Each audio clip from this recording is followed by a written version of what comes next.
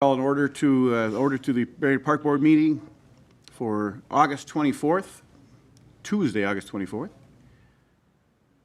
Do we have anybody online at all?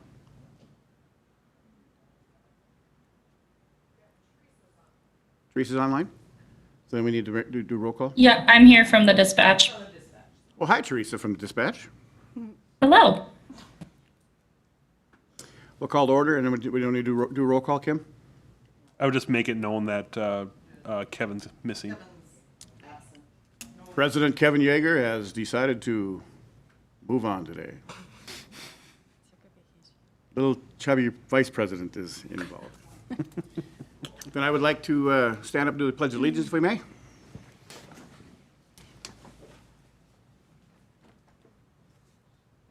I pledge allegiance to the flag of the United States of America and to the republic for which it stands, one nation, under God, indivisible, with liberty and justice for all. Maybe we can get the screen on here. Is it on?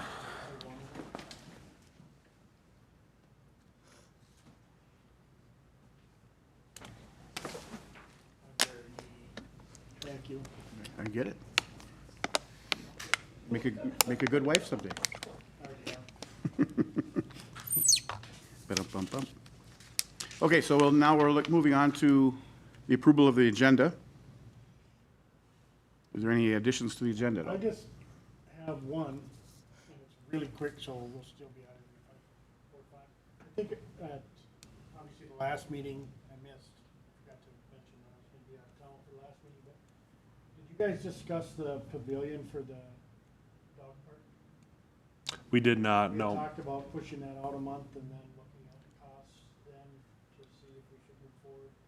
We haven't brought that back yet. I was thinking like more like the September 7th meeting, which we'll talk about a little bit later, or the second meeting in September, or what would be the actual park board meeting. Okay. Any other additions or questions for the agenda? Yeah, that'll be the consent, yep. I'll make a motion to approve the agenda. I have a motion. I'll second. I have a second. Any questions at all or discussions? All in favor? Aye. Aye. All opposed? Same sign. Now we'll move ahead to the approval of the minutes and the consent calendar. The minutes from the July 13th meeting that we just got back. Any additions to that at all? We have a motion, I'll second. and we have a second. All in favor? Aye. All opposed? Motion passes. Okay.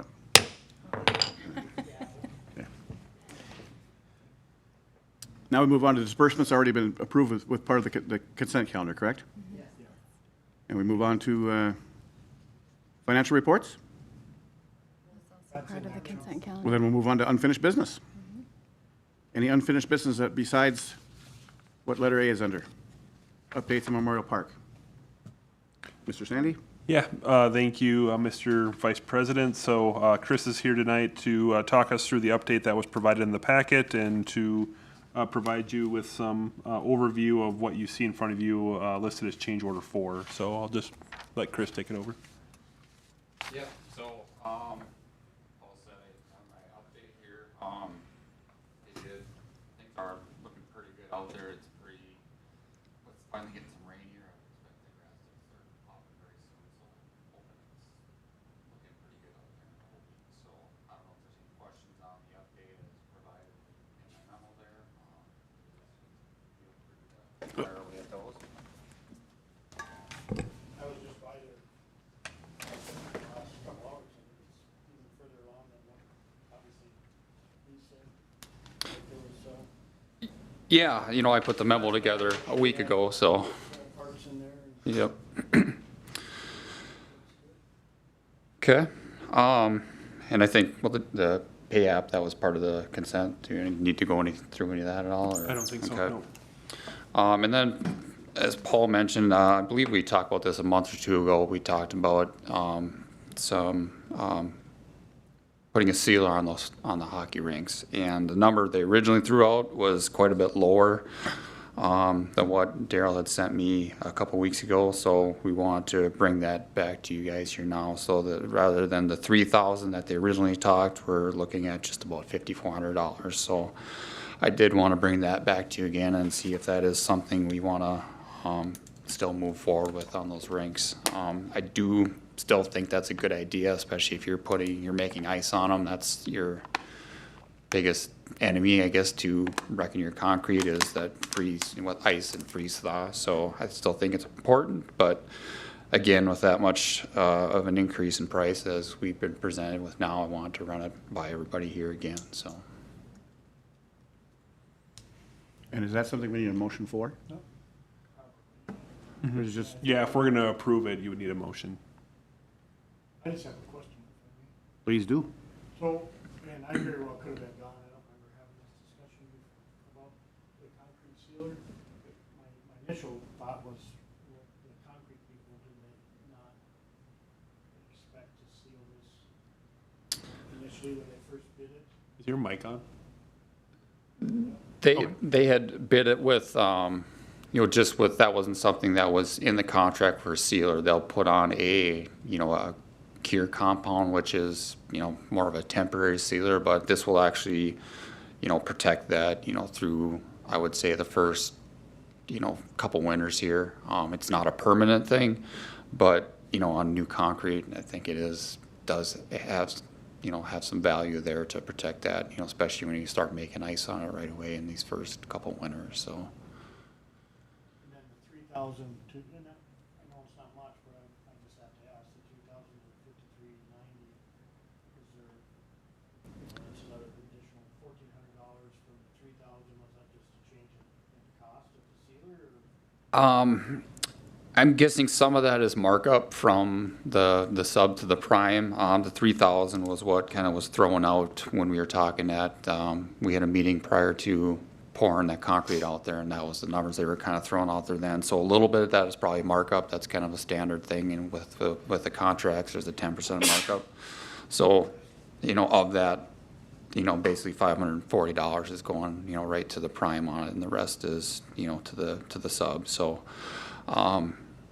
I don't know, there's other factors. It could be they're busier and they don't necessarily want to do it now and they put a higher price on it. I don't know what it is, but this is the 5,400 is the only one that I've gotten writing from those guys. So again, I was just going off what they were telling me initially. So, I'm not a concrete guy, I'm a metal guy, so I don't. Yep. So I have to ask this question, you mentioned a couple of years, so is this something that needs to be done every few years to keep? You certainly could. For good use after.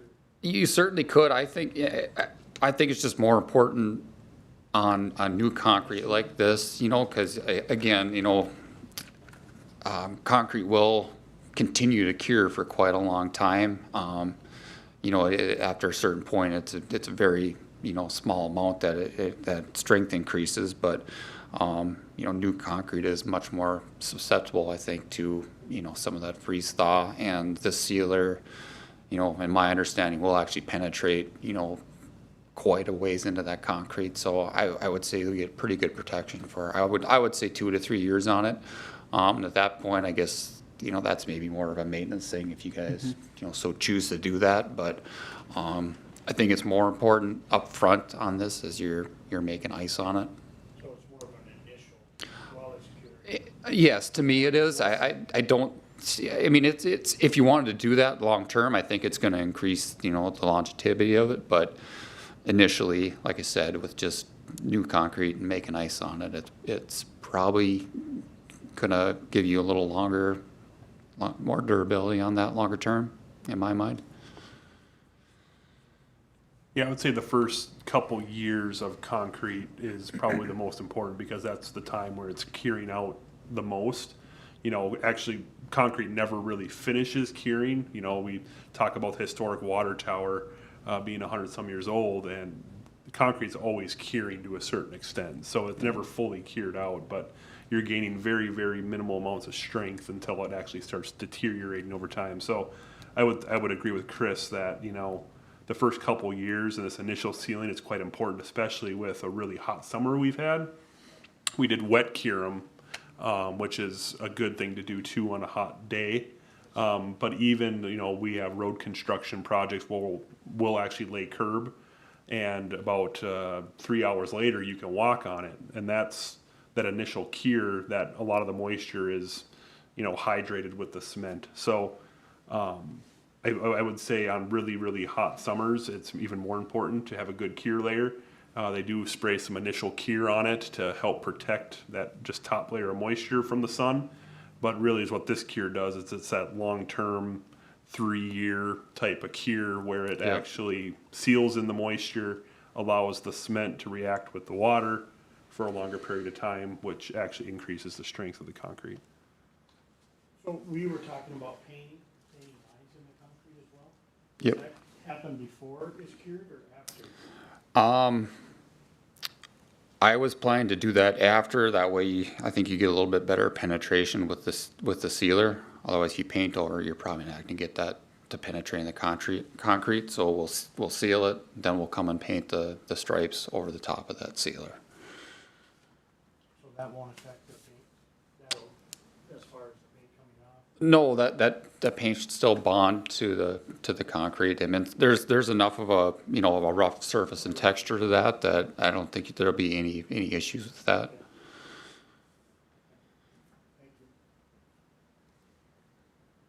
Anyone else?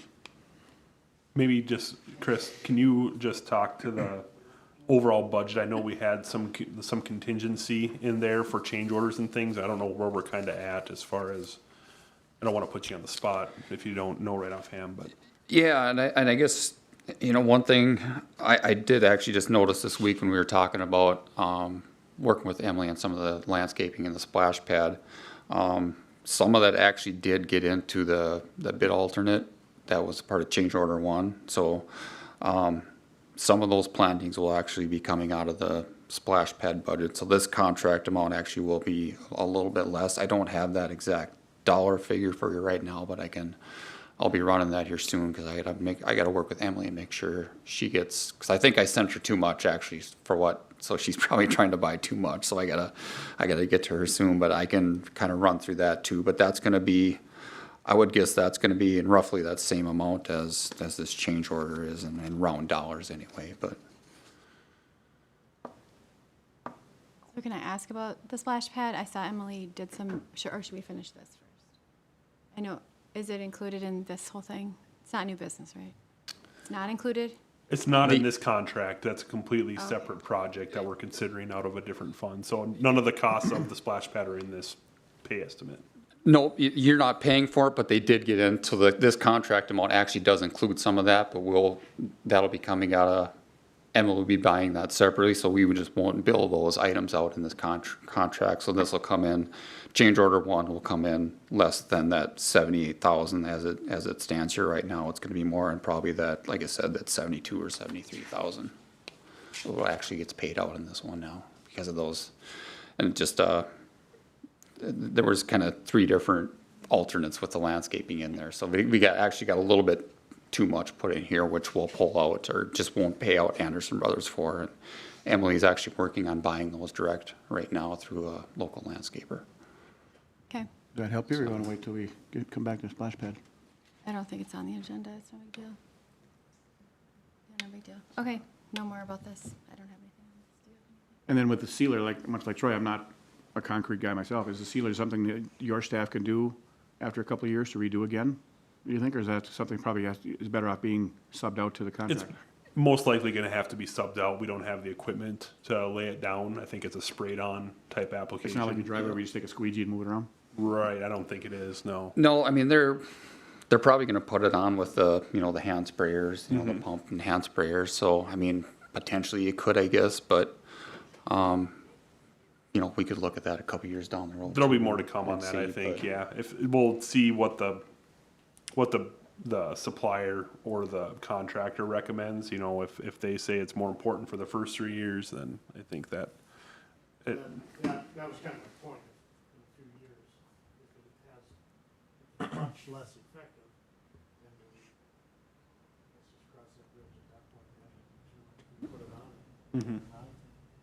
And you'll be able to, Professional opinion on that that says, yes, it's still effective, or no, it's not.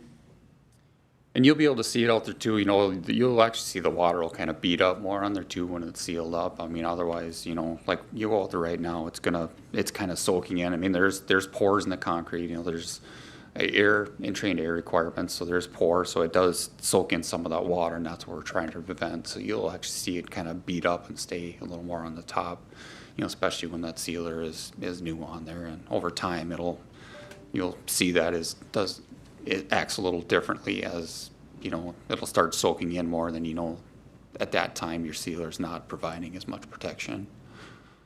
Yeah, with So- the pickleball usage, you know, in a lot of concrete applications, you might, after a few, start seeing a couple pop-outs and things, which might not be the best. And I think that just helps to support the use of a sealer for the first couple of years because, you know, with any type of concrete, if you pour a driveway or a sidewalk, after a couple of years, you might see that's due to that freeze thaw and that water intrusion. And then as soon as it freezes, it'll pop a rock off or something like that where you get an uneven surface. So we're trying to do as much as we can to prevent that, especially with the pickleball use. And the ice thing is not as important because that'll fill in with water, but if they're playing pickleball out there, you might have some issues with that. I'm curious for reference, how much was the concrete for the hockey rink itself?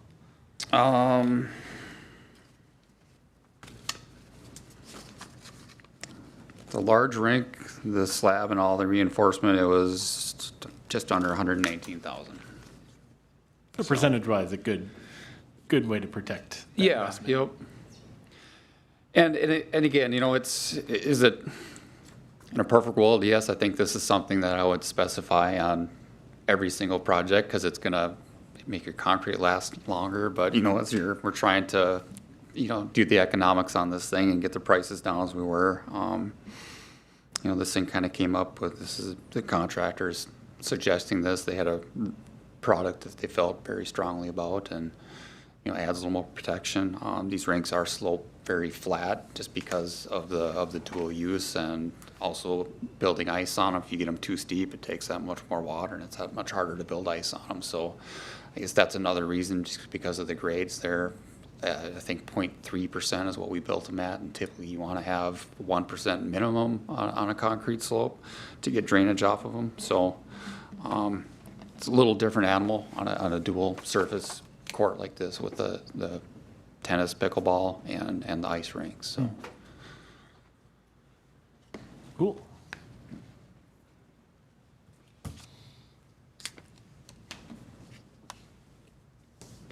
Then we need a motion to approve the sealer addition? Or is that all part of the Phase 4 approval? We would need a motion for that one. Yep, If we- the change order we had was just for that sealer item in here, yes. Okay. Yep. Move to approve change order 4. I can second that. We have a motion and a second. Any other discussion? All in favor, say aye. Aye. All opposed? Same sign. Motion passes. Oh, All right, thank you.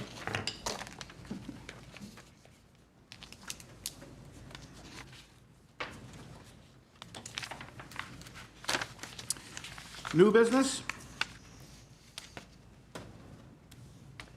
Anybody want to jump up for new business at all? We had, Kara was talking about something with the splash pad. Yeah, but I didn't really add it on the agenda, though. I don't think it's new business. Can I ask it? You can It's either just- do it now or during any, your reports at the end, so it doesn't matter, I guess. It doesn't matter. I can Pretty, do till pretty the informal. recording. What? Okay, so I'll just ask. All I wanted Yep. to know was about Emily's. I saw some stuff on Facebook that she had raised more money, or felt like sold all of her pavers now. So Yeah. that's like good, right? Yeah. I mean, Yeah, so she has so- more money added to, She's gonna have Fund? much more than she needs, I think. yeah. Yeah, I mean, that's so she had fantastic. an excess of like 14,000 above what the splash pad cost was. We had some picnic tables we had to purchase for donor items. We had some memorial benches, the plantings and things, but prior to that, I think she was gonna have enough anyways, and so I think she's gonna be well above and being able to add additional items that, you know, she would wanna see out there as part of, you know, her vision for that. So yeah, she's gonna have, I think it was between $5,000 and $6,000 more dollars that came in, so. Nice. A little bit of a last push, I think once people saw the Right. final product and they wanted to throw a little more money into it, so.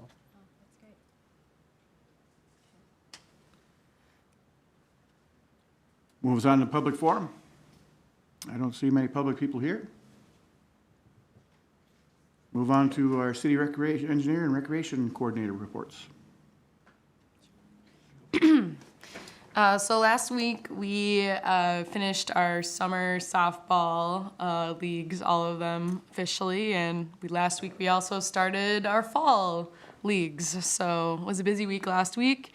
The numbers are as below. The Mondays for lower men's, we received 7 teams. Kickball starting tonight, 12 teams.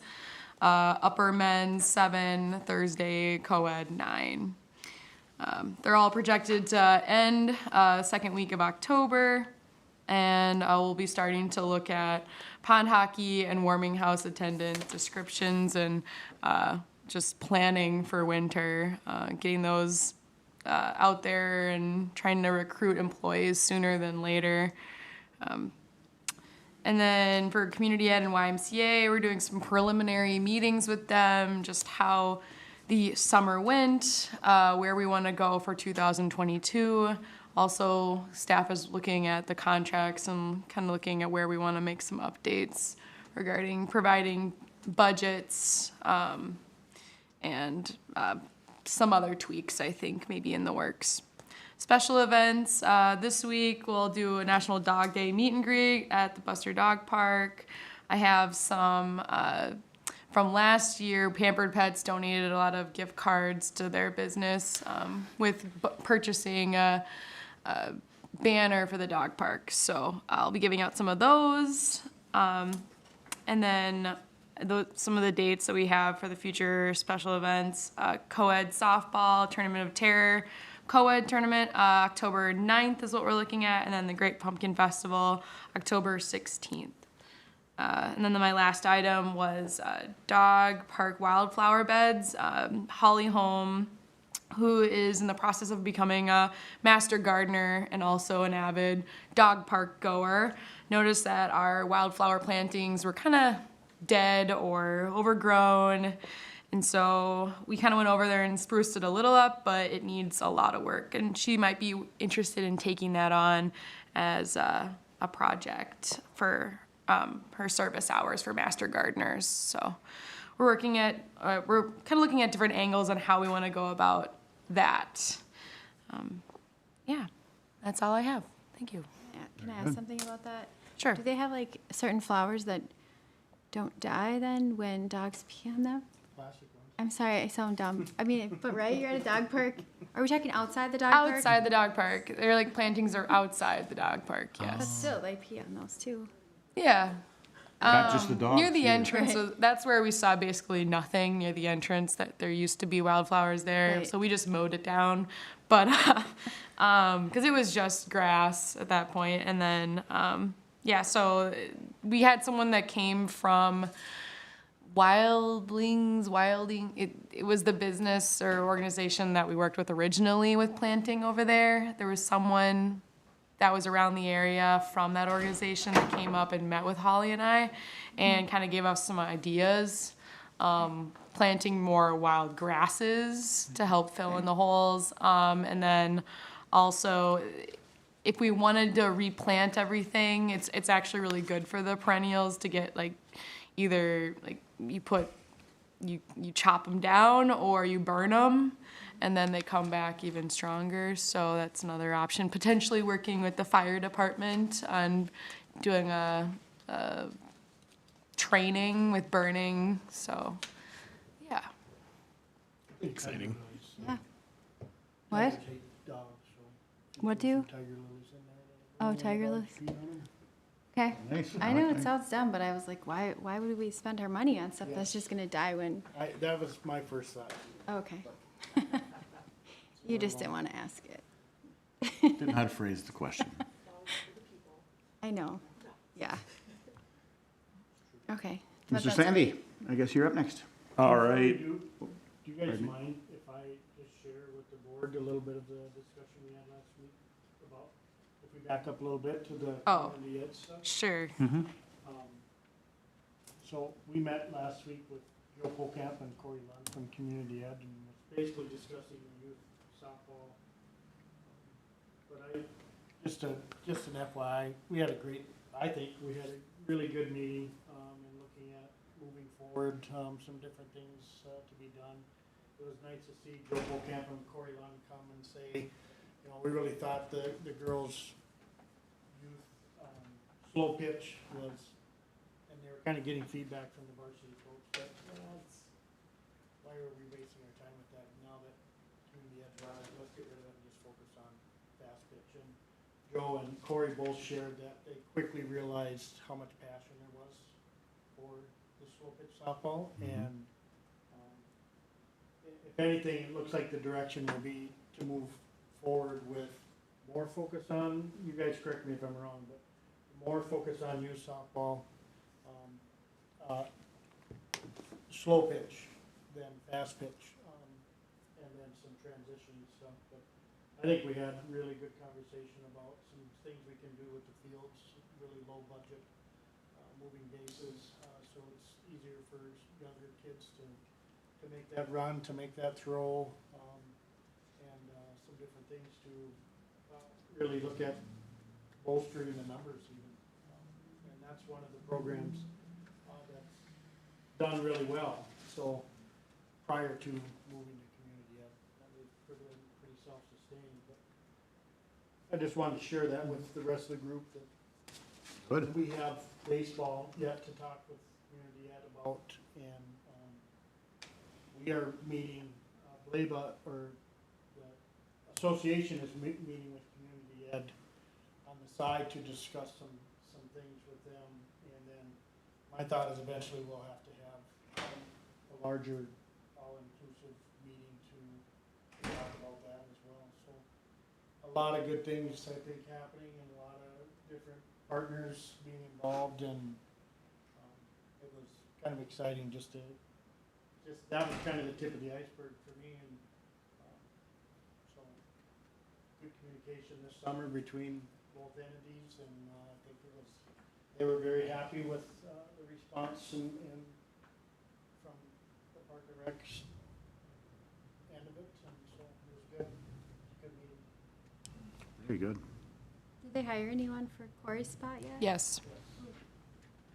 Is it announced? I don't remember the name. Some gal from- Sarah Ann. It's a two name. Oh, okay. Yep. She's new to the area then? Yeah, So we're gonna give her a month or two to get settled in, and then we'll talk about the next year's contract and really start. So once we have some of these other meetings about the programs themselves, we'll really sit down and talk over the contract with them and see what changes need to be made, and, you know, have some dialogue back and forth related to the agreement between the two entities. So, and we're have one set up with Shane at the Y, I think, here shortly. So as we move through the budget process, that'll come into play. Anyone else? Mr. Sandy, I guess. All right, thank you, Mr. Vice President. So, we are scheduled, Chair Yeager and I are scheduled to present the Park and Rec budget to the City Council at the August 30th workshop. The Finance Director and City Administrator had their meeting with the Personnel and Finance Chair and the Council President here last night. The budget looks very good right now, and so I think it'll be some good conversation at the 30th workshop. We had some discussion, or we had a meeting with Lakes Area Restorative Justice. We caught a vandal underneath the Kiwanis Bridge, and we were able to schedule some community service hours, and that actually got completed here in the last couple of weeks. The kid that did it had to go and paint the bottom side of the bridge on the Parks Department behalf. So we set him up with a paint roller and some paint, and he did about 8 hours of work down there painting the slope on the bridge on behalf of our maintenance staff. So that was a good learning experience, I think, for him. And yeah, it's been a good process. We've used it a couple of times, and when we catch people doing vandalism in our parks, we attend a meeting, and then it's a kind of a cooperative process to figure out what the restorative portion of that should be, and it usually ends up in community service hours that go back into the parks or something like that. So a good outcome on that one. Is that something we can advertise? Like, I mean, can we put on the Facebook page, this is what'll happen if you write on our walls again? Right. Yeah. And to speak to this vandalism in general, the Gregory Park camera system that we have on the new warming house, the chief, Mike Bestel, he's spoken very highly of that. We've caught two separate occasions. We've caught vandalism in the park, and the people actually performing it were still there, because it's actually a live feed back at the PD, and they have it up on a screen.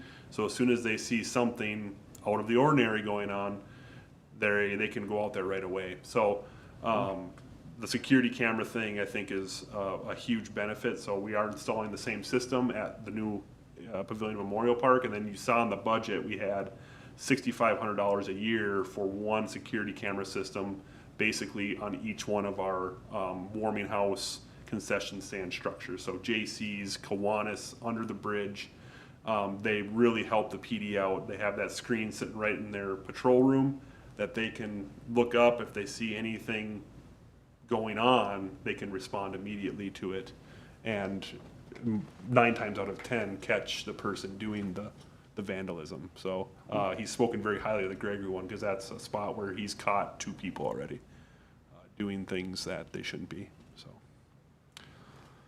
Can I ask, Paul? So did this, were you able to, was there legal litigation that went on with this individual, or were you guys able to just have a conversation and say, hey, if you paint this, we won't press charges, kind of thing? Yeah, so that's really the goal of the Lakes Area Restorative Justice Program, is to avoid any court, felonies, that kind of stuff, and really just make it a learning experience.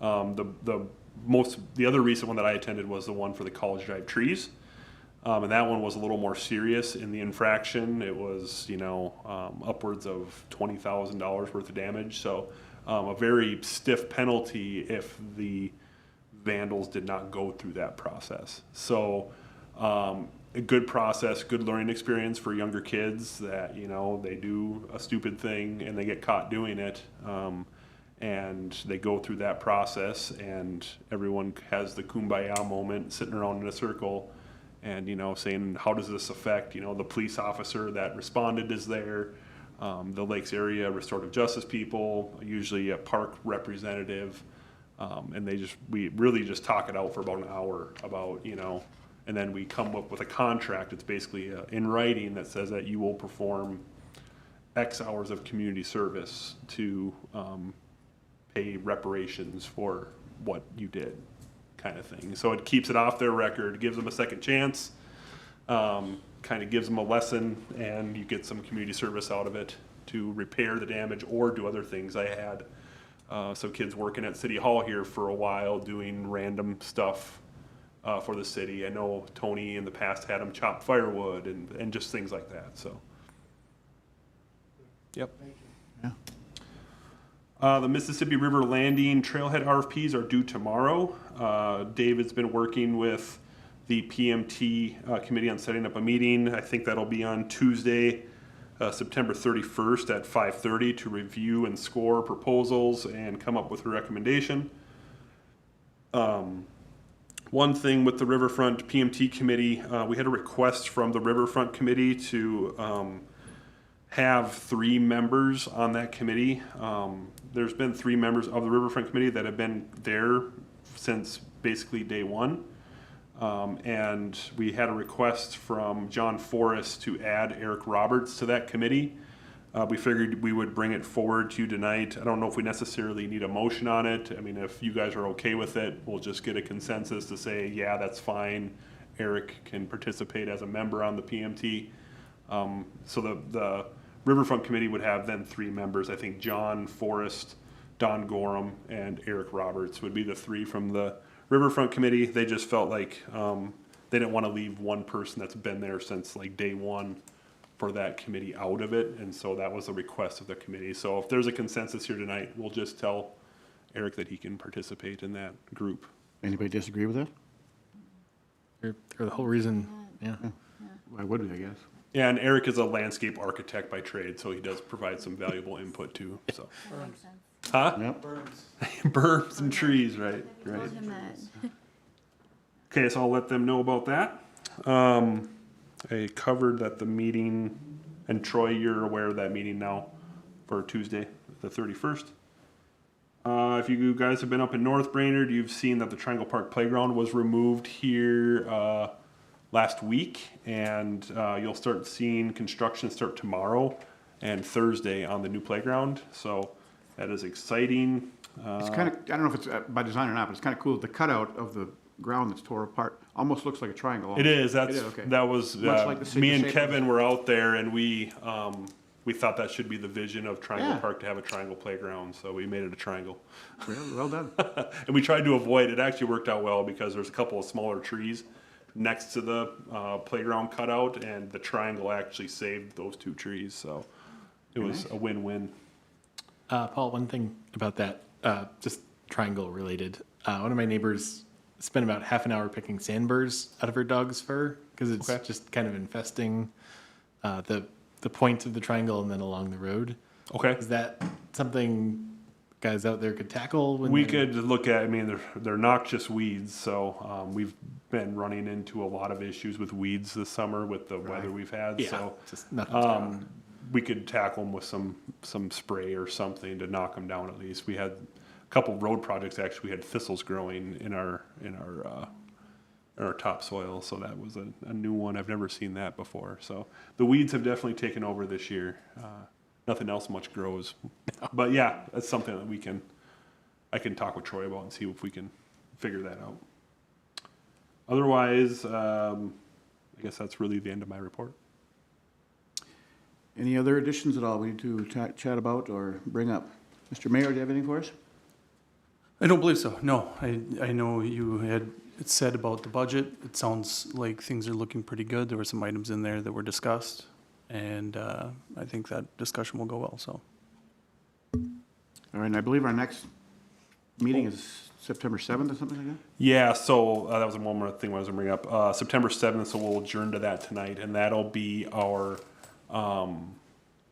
design standard presentation, and then Mike will have a presentation on the Lum Park master plan and a presentation on the road design in Lum Park that we're moving forward with on that grant application for the what do you call it? I'm completely blanking out right now. But yeah, the State Park Road, yeah, thank you. Yep, the SPRA grant application we were submitting, they're gonna have some visuals to bring to us, so kind of a all-encompassing Lum Park design standard meeting on September 7th. Is there anyone else besides myself that cannot be here on September 7th?